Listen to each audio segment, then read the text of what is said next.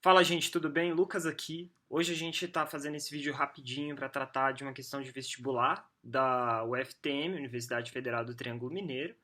E o texto da questão, abordando açúcar, aquilo que a gente tinha falado já na aula anterior, quarta-feira, é: em 1570, a província de Santa Cruz contava com 60 engenhos. Destes 41 situavam-se nas capitanias de Pernambuco e da Bahia. 15 anos depois, o número de engenhos nessas duas regiões mais do que triplicou, atingindo a marca dos 131. No final do século, em 1590, a colônia contava com 150 engenhos espalhados pelas capitanias de Pernambuco, Bahia, Espírito Santo, Rio de Janeiro e São Vicente. As duas primeiras capitanias, ou seja, está fazendo referência a Pernambuco e Bahia, entretanto, continuavam a concentrar o maior número de unidades produtivas, produção de açúcar, que correspondia a 80% do total. Em 1584, cerca de 40 navios eram utilizados para transportar o açúcar de Recife para Lisboa. No início do século XVII, em 1614, mais de 130 navios eram utilizados no transporte do açúcar de Pernambuco para a metrópole. Então, gente, o que estão perguntando para a gente é: infere-se do texto que? E nos colocam 5 alternativas para a gente pensar um pouco. Alternativa A, se a gente fosse responder, seria: a produção açucareira distribuiu-se de forma equilibrada por toda a colônia. O que é falso, gente. A gente tem que levar em consideração, e o próprio texto coloca isso pra gente, de que temos duas capitanias que tinham a maior parte da produção, onde se concentrava a maior parte da produção de açúcar, era justamente em Pernambuco e na Bahia. Então, o restante do país não tinha o mesmo potencial de produção que essas duas capitanias. Então, a letra A está falsa. Letra B. Os lucros propiciados pelo açúcar inibiram o desenvolvimento da pecuária em larga escala. Bom, a gente pode até pensar que, de fato, o açúcar era mais importante do que a pecuária, mas tanto o texto não faz referência à pecuária para a gente, como também não era o objetivo dos portugueses iniciarem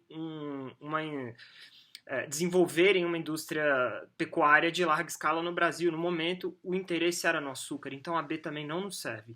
A C. A prosperidade das regiões dependia da capacidade administrativa dos donatários. Bom, de fato, a gente pode pensar que uma boa administração pode render bons frutos, mas a gente não está aqui questionando questão de administração. O texto não faz referência a uma administração, a administração colonial, enfim, a administração das capitanias, e sim fazendo referência ao crescimento da produção de açúcar.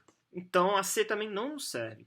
Alternativa D. A cana-de-açúcar, forneceu a base material para o estabelecimento dos portugueses nos trópicos.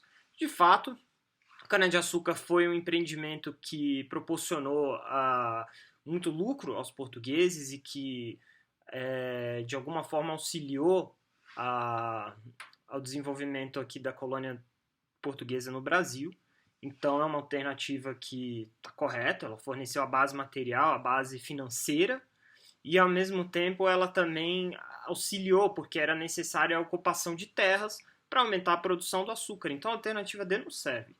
Agora, por último, para a gente ter certeza de que a gente não está dando um passo maior do que a gente deveria, vamos na alternativa E, alternativa E, enfim.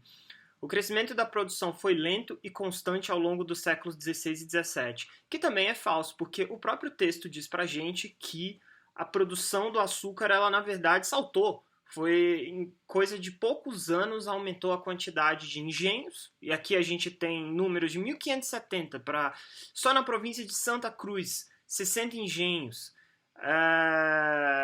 E no final, e por mais que ele não volte a fazer referência em específico da província de Santa Cruz, ele coloca pra gente que, de um modo que em cerca de 20 anos aumentou em números espantosos a quantidade de engenho na região. Então a gente não pode pensar que o crescimento da produção foi lento e constante. Ele foi rápido e foi constante também com o passar dos anos. Então, dessas alternativas, a gente vai na alternativa D, que seria a alternativa correta. E, bom, isso aqui foi um exercício que a gente trouxe para a gente relembrar também o conteúdo da aula de quarta-feira passada. e também para ajudar aí vocês na preparação para as provas que vierem por aí. E é isso, gente. Dê o joinha aí se você gostou, se inscreve no vídeo, que quarta-feira a gente tem mais coisa aí para lançar. Valeu!